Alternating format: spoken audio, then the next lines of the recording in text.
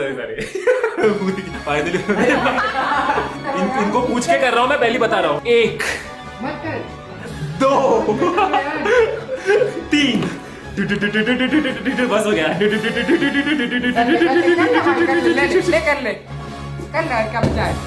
ये गंद गाना बंद करो आप। तो हेलो भाई लोग, कैसे हो? मेरा नाम है अजय और आप लोग देख रहे हो टोटल गेमिंग चैनल। मेरे साथ आज मिथपैट चिमकांडी।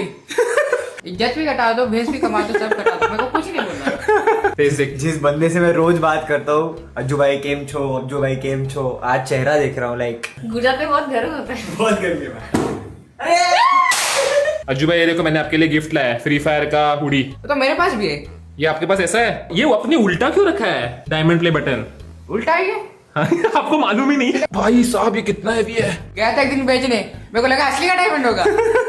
असली डायमंड नहीं वो होता। बोला 150 रुपए देगा। मेरे डायमंड है, मेरे पास सही है। मैं तो पहनता नहीं, वो बस पड़ा होता है। ये क्या है आपके रूम में? लैडर क्या है? क्या आप फैन रोज साफ करते हो? कलर करवाना था यार। कलर आप ही कर रहे हो? कलर ये मेरे पास क्या मिला देखो, फ्री फायर का। ये देखो देखो देखो मिल गया। सेम हुडी है आपके पास। ये आपको आता है क्या गुजराती पढ़ना?